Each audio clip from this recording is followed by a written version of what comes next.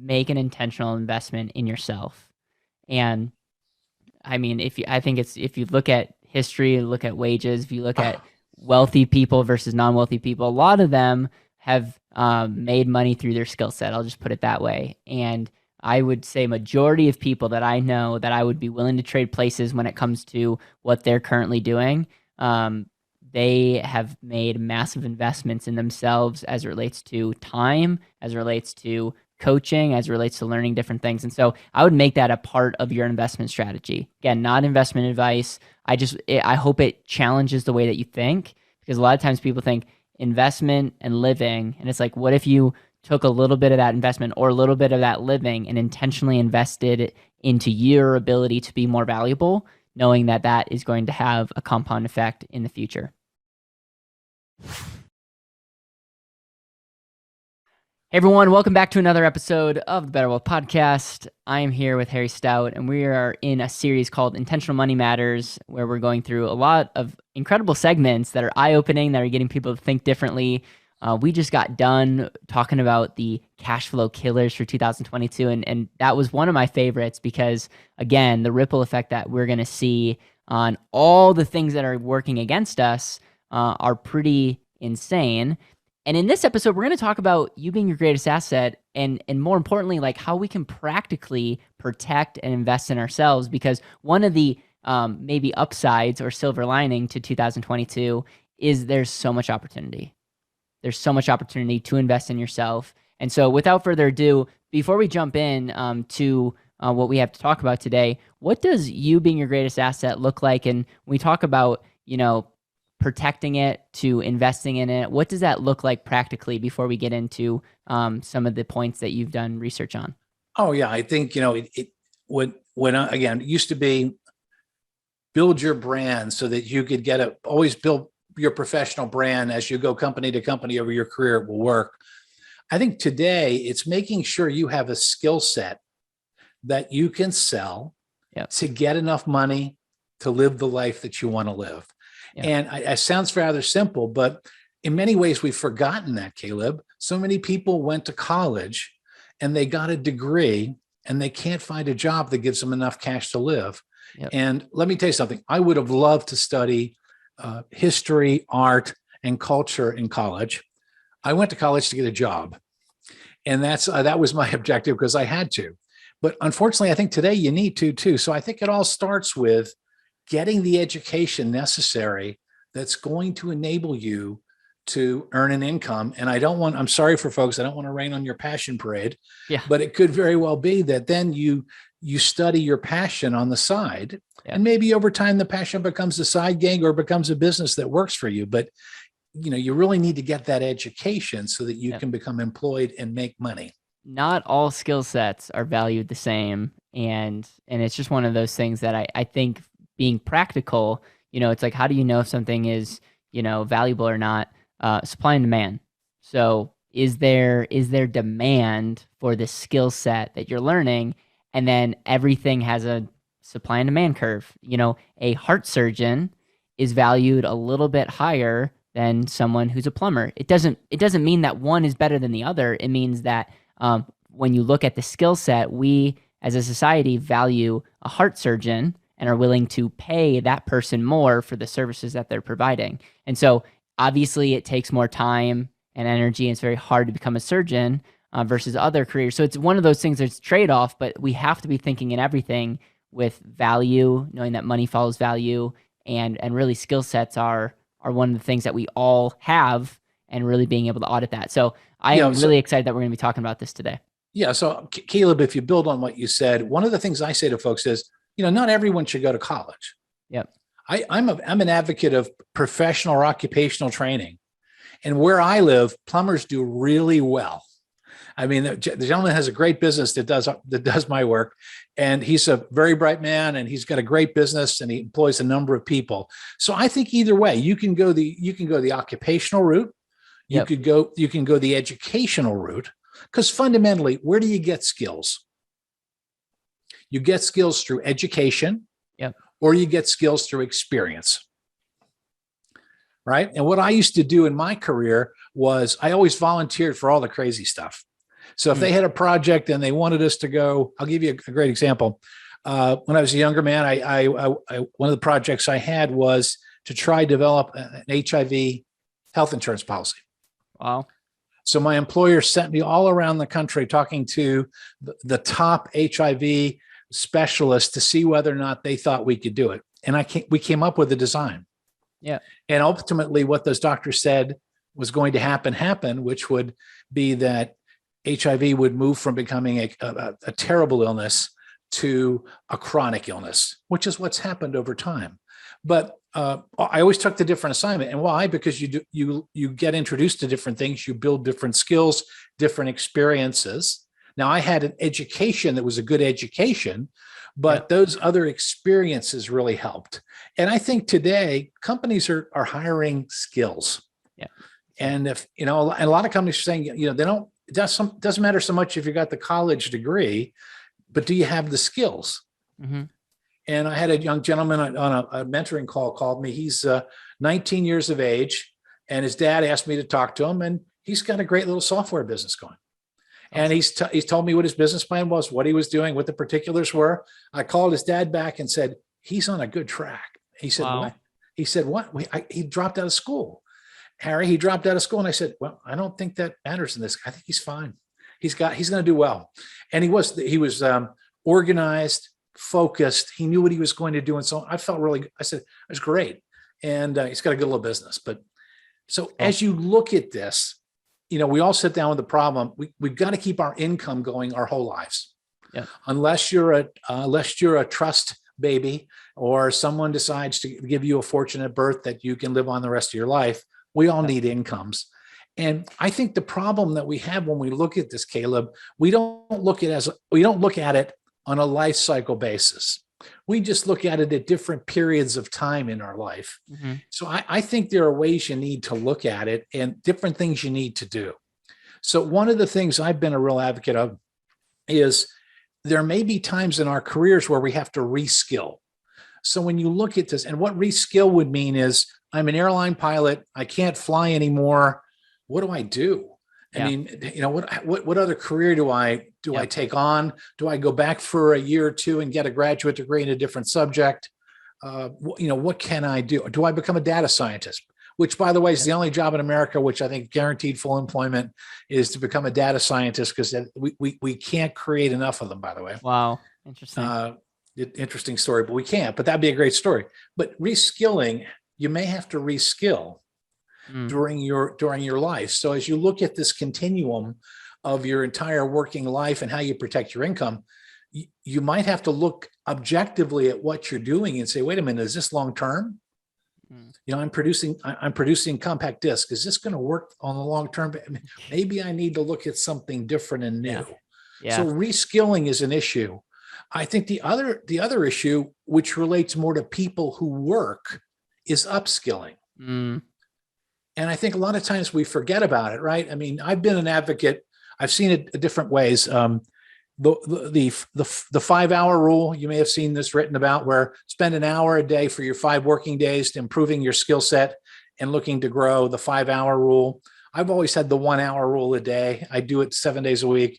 Hour of reading. What do I do to improve me? What do I do to improve my ability to deliver all the roles in my life? But that upskilling today, I mean, do I work on team skills? Do I work on collaboration? Do I work on project management? Should I work on different software languages? What should I do? Should I improve my SEO skills? Should I improve my digital marketing skills? All those things. So you have this upskilling. I think you have to do your whole career, because the model that we've had in our country for education, even in college, kind of goes back to post-World War II. In the sense that we thought after people went to 4 years of college, we'd give them a skill set that would last them their whole career. And today, things are moving so fast. Lifelong learning is so key, right? We have to learn things on a life. You have to keep learning all the time. Yeah.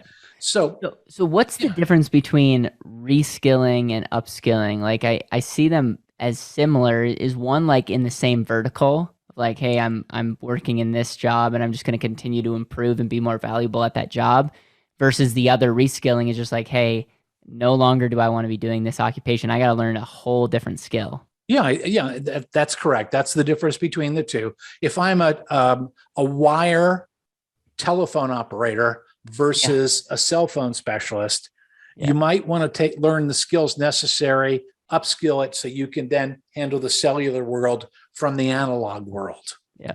And the difference between these two really gets around to who's going to pay for it too, Caleb. That's right. And that's a real problem today. Now, some companies, Amazon, Google, I've read, they're putting money into upskilling. So they're trying to help their people who come in and work in the distribution warehouse, let them get different sets of skills so they could qualify for more technical and better jobs. But if you don't have anyone who's going to pay for your upskilling or your reskilling, you're going to have to pay for it if you want to increase your income over time. So let's talk about practically, how do you do that? Because I'm a huge fan of investing in yourself. I think it's one of the reasons why we're at where we're at as a company. If you look at my Audible, you'll laugh. There's you could scroll for a very long time. I'm always reading, love learning. Right now I'm learning how to breathe. I'm really investing in man, how do I breathe to be more optimal? And it's an example, I guess you could say, of upskilling, because the thesis I have is if I learn to be more effective in my health and other areas, I'll be a better communicator, I'll be a better leader, I'll be a better husband, and that will translate.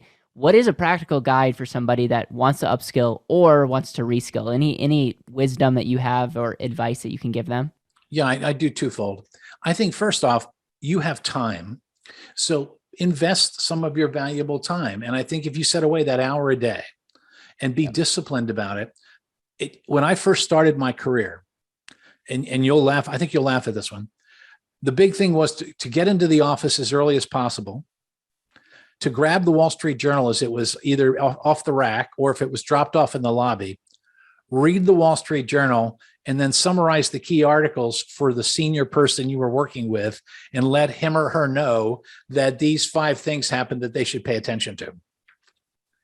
So you have time. So today there's so many free things, and we talk about personal finance. We have podcasts, websites, all sorts of available content. So I think you have time. You just need to focus on it. Now, I know it's hard for people with young children and so on. All that's difficult, but you have to figure out a way to fit it in, because we talk about cash flow and budgets. Income is as important as outflow. So you want to increase that income. So I think that's number one. The second thing I think people need to do, Caleb, is they need to protect themselves a little bit by maybe putting a little bit away in their emergency fund. And maybe it's a bigger amount to fund some personal training, some experiences that they may want to do on the weekend. They may want to go to a retreat of some sort. They may want to take an online course. They may want to do that. Now, if I'm in a profession that looks like technology may change, I might want to have more money set aside, because I may need to take a year off and reskill to get qualified for a new job. So I think the 2 things you can do: make maximum use of your time, and then put some money away so that you can pay for either upskilling or reskilling yourself. Yeah. I would say this, and it's based on what you just said, is make an intentional investment in yourself.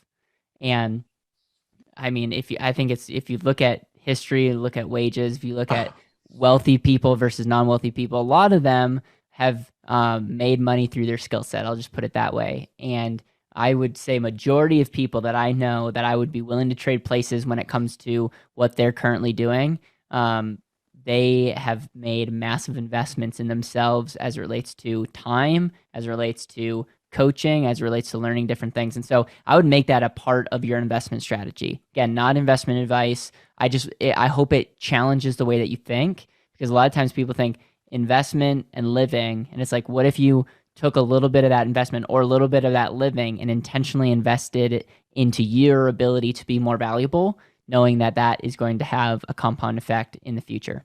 Oh, no, that's exactly right. And when you think about what you've just discussed, Caleb, those are actions that you control. Yep. So you have control. You have control over your time, your investment. You can control those. So upskilling and reskilling are actions you can take. You have control over. Yep. Now, let's go to a third concept or third point. Suppose you're doing the upskilling and reskilling, but you get a chronic illness or a critical illness and you can't work. Not your fault, nothing you can control. It's just something that happened to you. That's where I think people need to look at this and say, look, I better get some income protection in place. I think you and I've had this conversation. We love calling it income protection insurance, whereas the industry calls it disability insurance. Okay. But you need to have some protection. Now, you might get that protection through work because a lot of companies offer you short-term and long-term disability. But similar to corporate provided life insurance, if you don't work there, you don't have those benefits. So you probably should have some long-term income protection that you own individually. I mean, you should own that as an individual policy so it stays with you your whole career. And I'll give you a great example of how this works. I recommended that my team get long-term protection years ago. And this is a true story. One gentleman on the team who I hadn't seen in a number of years called me about 6 years ago and thanked me.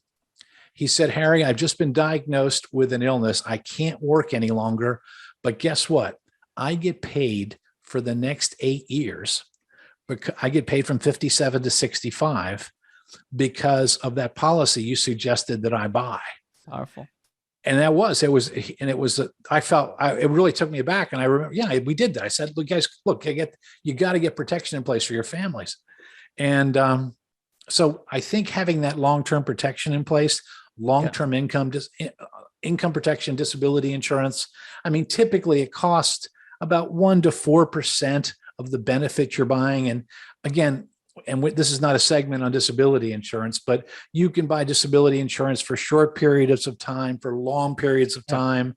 You can buy various different benefits and so on. But if you haven't looked at it, you're more likely to become disabled than you are to die.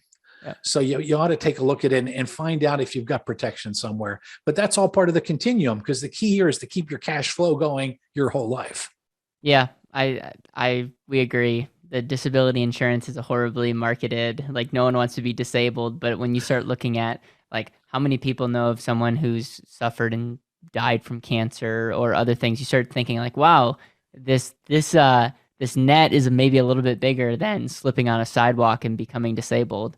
And so highly encourage people look into that. If you're wanting to know more information, you can go to betterwealth.com and schedule a clarity call, and we can put you in touch with our specialist, because it is something that, again, we don't talk a ton about because it's not necessarily the most exciting thing to talk about. But if you believe that you're your greatest asset and your ability to earn income through your skill sets, if that's important and you're relying on that, there's an ability to ensure that cash flow. Which is really powerful. And so just echoing everything that you're saying, and I appreciate you bringing up that point. And in particular, Caleb, someone's younger, it's just like life insurance. If you buy it at younger ages, it's cheaper. Yep. And you just need to have it, because I've seen people go through tough times. I've seen people have life events take place that they didn't expect at all, a lot of illnesses and so on. But think about this. So keep your skill, get the right education or experience. Continue to, if you have to reskill. If you have to upskill, and then have insurance in place for the unexpected. And the last part, which is I think America is just starting to awaken to this, is you still need income when you stop working. and that income just can't be Social Security. So that's where retirement planning comes in, and taking a look at your whole of life and making sure that you're putting the things in place. Now, we talk about that today, where you have to have private savings to properly cover you to help you generate the income you need when you stop working. We haven't talked about in depth, but annuities are there. Yeah. Cash value life insurance is fantastic. That's a strategy that I'm using now. People don't understand it, by the way. They say, what is that? And I said, well, here's what I do. And that's tax-free. Yeah, it's the way you do it. So, and I know that with the end asset and the work it's there, and it's a great strategy. But these are all things that you need to do, because you're going to need income for your whole of life. And we're all, regardless of COVID, we are living longer. Most young people today, you're going to live into your 90s. And so that's the wonderful thing. But how do you pay for all those years of life and keep your lifestyle too? Yeah.